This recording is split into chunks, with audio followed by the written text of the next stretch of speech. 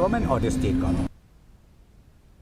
In a show of solidarity and advocacy for critical education reforms, the All Meghalaya Primary School Teachers Association AMPSTA joined the nationwide Bharat Yatra alongside the All India Primary Teachers Federation AIPTF on September 4th by organizing a procession aimed at raising awareness about pressing issues in the education sector.